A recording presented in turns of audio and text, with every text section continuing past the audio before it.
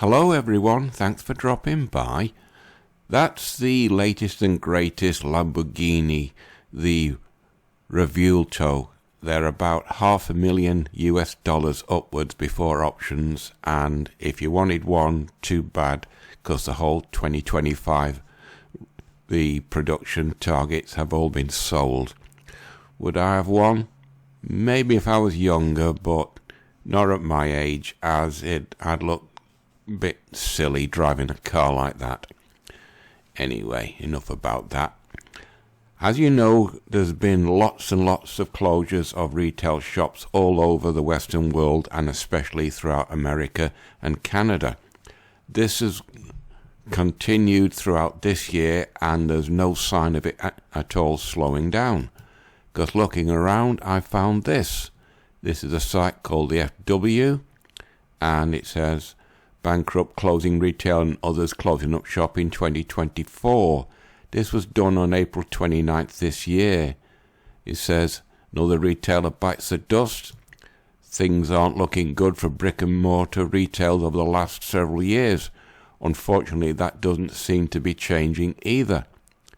And then it goes down about Sears closing and Bed and Bath and beyond. This bit took my eye. The place you probably did your wedding registry. Now, with the number of weddings declining in America because guys taking the red pill and women showing their true face, isn't it? This is a sort of cause and effect. No guy wants to get married. There's no weddings happening. Bed, Bath and Beyond, where they did the wedding registry. There's no business coming in, so the shop is closing. That could be the MGTOW effect. And it says, the latest retailer to file bankruptcy and join that list is a clothing store, Express. At a guess, I would say Express does mostly women's clothes. This place used to be go-to for work attire or for a nice night out. But in the world of fast fashion, smaller price tag, it seems these days are over. And then about more shops closing. According to Retail Dive, there are several other organisations that could potentially file for bankruptcy this year. These include Rent the Runway, Sleep Number, Peloton, Beyond Meat and more. And then big brands closing locations in 2024. Children's Place. If the birth rate's going down, because guys don't want to get married and women don't want to have any children except with Chad, there'll be less demand for children's clothes, so that's closing down. Bath and Body Works, that's mostly for women. The cosmetics and stuff like that. Tuesday Morning, I've no idea what that does, but it's based in Texas, and there are so many remaining closings, so many locations will be closing here in Texas. Gap is mostly aimed at young people, girls, young women won't be buying much outfits because they have to use their own money and they don't like spending that. Bed Bath & Beyond, mentioned before. Park City again, that's be for children. No children are being born, so there's no much demand. Walmart, bit of everything. Best Buy, a bit of everything. Target, a bit of everything. And Hardee's, I have no idea what they do. Oh, it's a restaurant holding, that's filed for bankruptcy. Big Lots, I never heard of them. Burger King, Americans probably can't afford to eat out because money's getting tight, so they're closing shops. Plus, you see, that's for children. If the birth rate's going down, then there's less children and families going to Burger Kings. Starbucks, you spend a lot of money for not very good coffee. Macy's, that is mostly women's attire and stuff. Foot Locker, with women's shoes and Boston Market. The employees are owed wages, and American taxman also wants some money. And Walgreens, CVC Pharmacy, another pharmacy, and that's a chocolate thing which probably caters for women. As you can see, a lot of shops closing down. It's not just at the bottom end, at the top end. High-end clothing retailer latest to go bankrupt, closing all American stores. The Body Shop Express, Tim Baker closing down their North American operations after filing for bankruptcy, will be closing all 34 stores across the country, as well as their Canadian locations.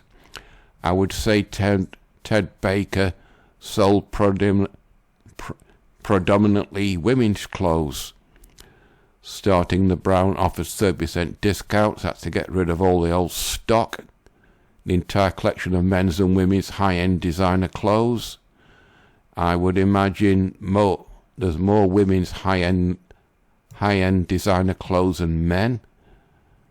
And then the bankruptcy comes after the company failed to pay suppliers following a drop in sales that came after an upgrade in their technology that occurred during their latest business sales session, causing debilitating delays. And there's also website issues. And 59 North American brick and mortar locations. Ted Baker also had partnerships with Nordstrom, Macy's and Hudson Bay, so that could be a knock-on effect. There's no more, because I access it from here in Britain, and it's a regional site that locks me out. I've also found this, Times Union. This was done on May 14th. More companies announced they're closing stores in 2024. Rising costs have hit commercial sales just as hard.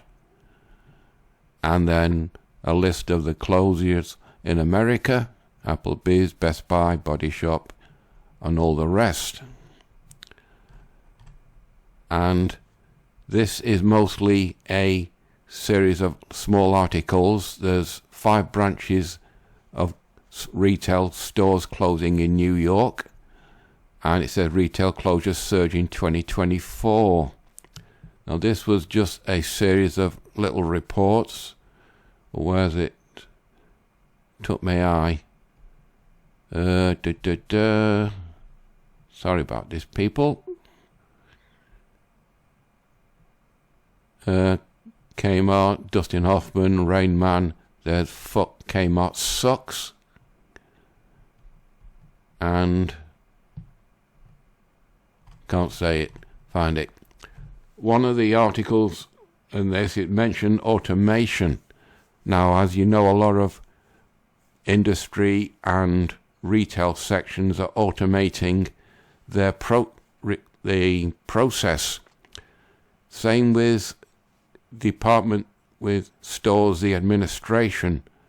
Most of the administration jobs are done by women. Women are going to be laid off as the automation spreads. Like AI is going to spread through Hollywood. That means a lot of the thespians and the actors and actresses and script writers, they're also going to be laid off, because there's no need to hire a real person when the AI does the job just as well. If you look at history, you'll see the cropping machines here in Britain in the early 19th century put all the croppers out of work. It's simply history repeating itself. All these stores that's closing here are all predominantly aimed at women, and as the birth rate goes down, by 2030, 6 years from now, the 45 to 52% of American women will be on their own, no children. This is going to have a more profound knock-on effect than what's happening now. Now, high-end clothing, only the rich will probably be able to afford to have children. but there's only so many rich people going around, so you can expect more high-end clothing stores to go belly up. And the stores like this are predominantly mass market, but it's still gonna affect the whole economy, which is starting to feel the effect of the MGTOW effect, the red pill. Guys don't want to get in with women. Nightclubs are closing down. Stores like this are closing down. Now, what's going to be the result? To finish it off, I found this. It's in The Guardian. This is a left-wing leaning newspaper. No wonder young single women are lonelier than ever. Where is the community? If you drop down, loneliness is often seen as old people problem, something that affects us much later in life. But data published last month shows that single women are disproportionately affected by this little discussed issue. But they're all strong and independent women that don't need no men. It says researchers found that loneliness follows a U-shaped pattern. Here's an uptick at the start and the end of childhood, but it drops during middle age when many of us are preoccupied with families, blah, blah, blah. And then it's she fits squarely in the category. It says, having children is becoming increasingly out of touch for those who aren't wealthy, and in any forms of socializing in our post-pandemic high cost of living economy feels like a luxury. So that goes back to this. The money's getting tight. What you can't afford, you do without. As a result of doing without, all the closing stores and all the other assorted stores have a drop in sales, and what's going in can't equal what's going out, and they all start closing down. For those who are single by choice, that would be approximately 80 to 90% of women who don't want kids and don't date. The constant gendering expectations of what life should look like by a certain point can feel relentless and isolating, and often comes at the expense of community. Now, this campaign to end loneliness is here in Britain, so you probably will start be seeing something like that happening in America as the number of female single women increases exponentially. The later research found that campaign for loneliness, which found that women are more likely to be chronically lonely than men. Men have hobbies, women just have gossip. And that 16 to 29-year-olds are twice as likely to be chronically lonely than those who are over 70. 16 to 29 riding the cock carousel, only dating Chad. Old people, of course, are at a higher risk of extreme loneliness in the UK too. Well, I'm 68 at Christmas Day, so you could say I'm that, but I'm not really all that lonely because I'm so used to being on my own. It says, but it's significant that the face of this loneliness epidemic is increasingly shifting to the young and female. That could be the result of the feminist mind virus.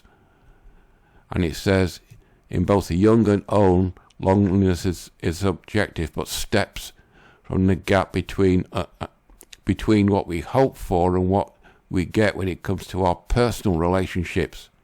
For young women, feelings of loneliness are no doubt exacerbated by the disconnect between the social expectations heaped upon us when it comes to dating, life and families, and the reality that many of us are living.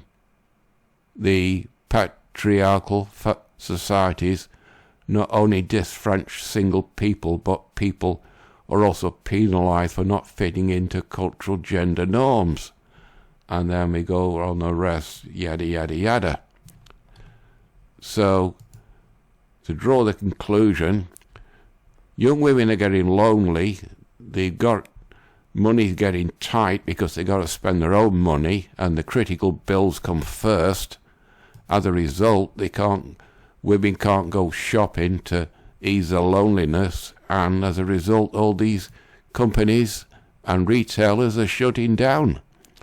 This is just the start of the storm, and Trump might improve things in the American economy, but I wouldn't really bet on that because it boiled down to women being too picky, trying to only get the top 10% or 1% of men, and all the rest of the men that would be suitable, make good husbands, are just invisible to them. So this is the storm brewing and the storm increasing, and it's not going to get any better next year as it was in this one. I think I'm on the 15-minute mark now, probably beyond that, so I'll have to wrap it up. I'll try and find some more on this next week or somewhat similar lane, but until then, that's it from me. You all know the routine, so until next Monday, bye-bye.